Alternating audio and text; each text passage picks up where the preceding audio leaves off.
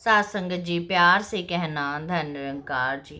प्यारी सात संगत जी, दासी आज आपके सामने विचार रखेगी जिसमें कि प्यारी सात संगत जी हमें सीख मिलती है कि हमें अपने सतगुरु का सहारा कैसे लेना है और कैसे हम अपने सतगुरु को रिझा सकते हैं। ऐसे ही प्यारी सात संगत जी एक पुरानी घटना है। सात संगत जी किसी समय में एक राजा रानी रहते थे। उनके घर प्यारी सात संगत जी संतान नहीं थी। संतान की प्राप्ति के लिए सात संगत जी उन्होंने जगह जगह इलाज कराए, जगह जगह डॉक्टरों के पास गए, जगह जगह कोई तांत्रिक तो कोई मालिक, जहाँ किसी ने राजा को बताया वहीं पहुँचे। लेकिन प्यारी सात संगत जी राजा के घर संतान नहीं हुई। फिर प्यारी सात संगत जी राजा निराश हो गए और सोचने लगे, कहने लगे कि शायद मेरे नसीब में संतान की प्राप्ति नहीं है, इसीलिए ही मेरे पास संतान नहीं हो रही। सात संगत जी यही बात सुनकर राजा के गुरु बोले, कहने लगे कि ऐसा मत कहो, आपको एक काम करना होगा, आपकी संतान जरूर प्राप्त होगी। तो कहने लगे कि आपने किसी के बच्चे को बलि देनी होगी, तभी आपके घर संतान होगी।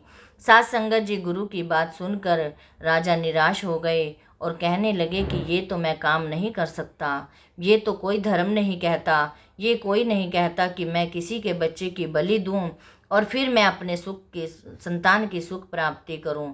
सात संगत जी राजा ने इनकार कर दिया।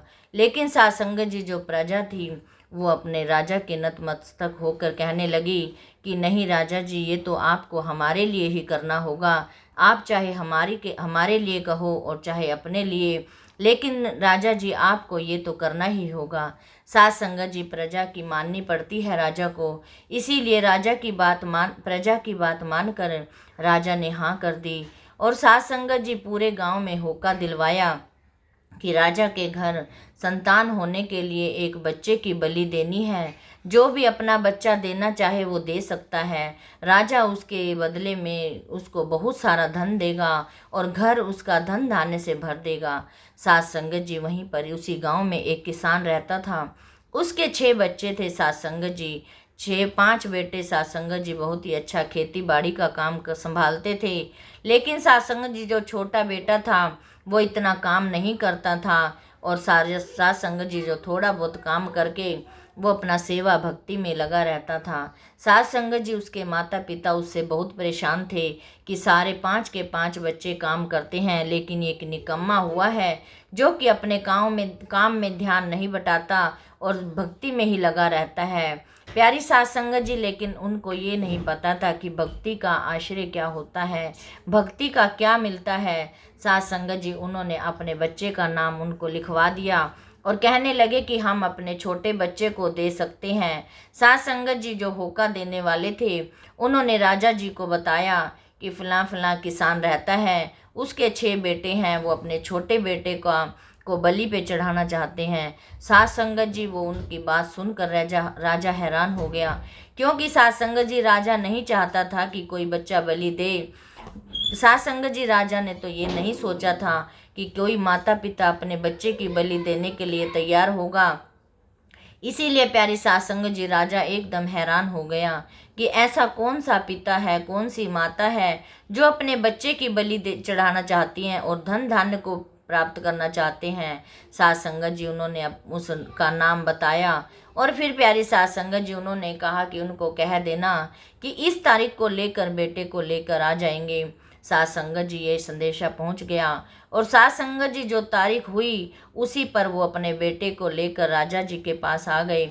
सात संगत जी रास्ते में जब उसके पिता बच्चे को गोदी में ला रहे थे तो बच्चा पूछने लगा, पिताजी हम कहाँ जा रहे हैं? तो पिता बोले कि बेटा हम राजा जी के पास जा रहे हैं। तो बेटा बोला, पिताजी राजा जी के पास क्यों जा रहे हैं? तो प्यारी सात संगत जी उसके पिता ने कहा कि राजा जी के पास हम इसलिए लेके जा रहे हैं कि राजा जी को एक बच्चे की बलि देनी है, वो हम आपको देंगे और आपके बदले में हमें वो बहुत सारा धन देगा।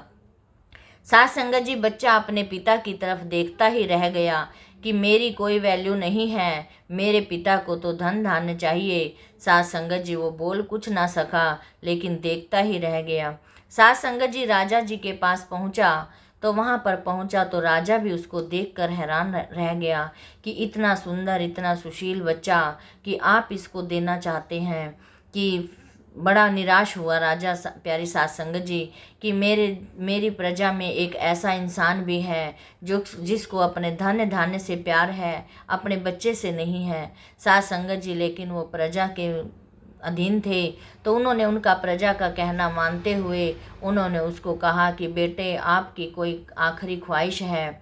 तो प्यारी सास संगत जी बच्चा बोला, राजा जी मैं एक थोड़ी देर के लिए खेलना चाहता हूँ, क्या मैं खेल सकता हूँ? राजा जी ने कहा कि हाँ खेल लो बेटा।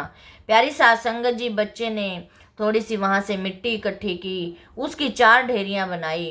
प्यारी सास संगत जी पहली ढेरी के पास गया तो वहाँ पर प्यारी सास संगत जी कुछ ही मन में बोला और उसको टांग मार दी।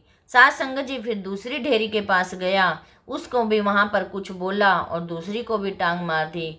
फिर ऐसे ही तीसरी ढेरी के पास पहुँचा तो वहाँ पर भी जाकर वो कुछ ही मन में बोला, तीसरी को भी टांग मार दी। सास संगत जी चौथी ढेरी के पास जब गया तो वहाँ पर प्यारी सास संगत जी हाथ जोड़कर गोडे उल्टे कर कर मुद्दे मार कर प्यारी सास संगत जी वहाँ पर माथा टेक दिया और बहुत देर तक ही टेकता ही रह गया, सिमरन करता रह गया। सास संगत जी थोड़ी देर बाद खड़ा हो गया और राजा जी के पास गया कि राजा जी अब आपको जो कुछ भी करना है आप कर सकते हैं।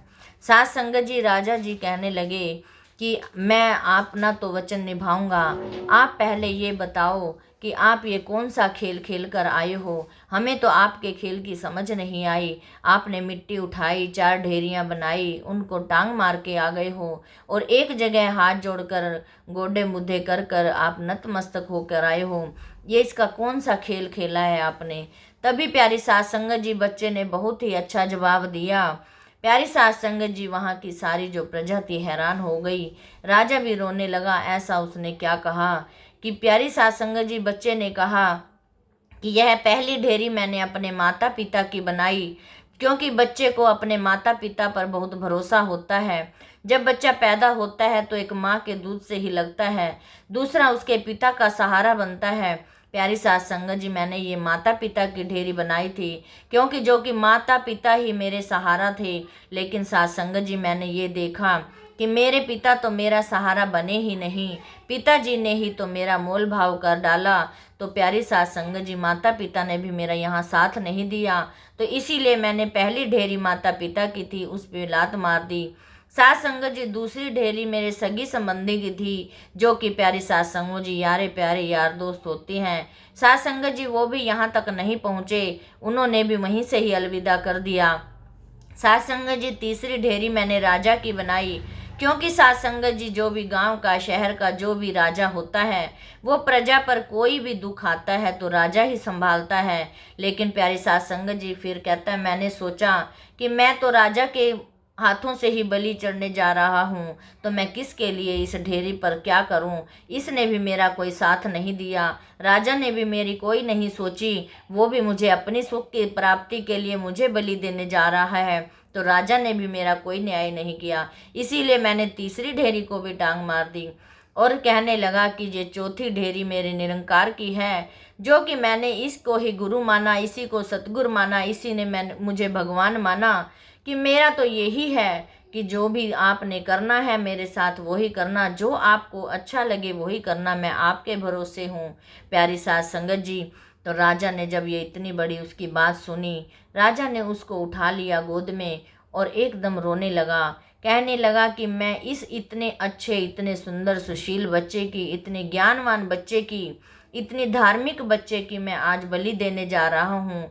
क्या पता कल मेरा बच्चा कैसा होगा, वो मेरी इज्जत करेगा, कहना मानेगा या कैसा बनेगा, उसका क्या पता कैसा हो। क्यों ना मैं आज इसी को अपना बेटा बना लेता हूँ। सास संगत जी राजा ने प्रजा में अनाउंसमेंट कर दिया कि आज से मेरा उत्तराधिकारी यही होगा, मेरा बेटा यही है, आज के बाद मैं इसी का पिता हूँ। सास संगत जी सारे ही हाथ जोड़कर खड़े हो गए कि एक छोटे से बच्चे ने अपने भगवान पर, अपने निरंकार पर इतना विश्वास जमाकर राजा को भी फेल कर दिया। सास संगत जी शक्ति, भक्ति में तो शक्ति है ही। सास संगत जी उस बच्चे ने इतना दिल जीत लिया कि सब उसका बेटा ही बन बैठा।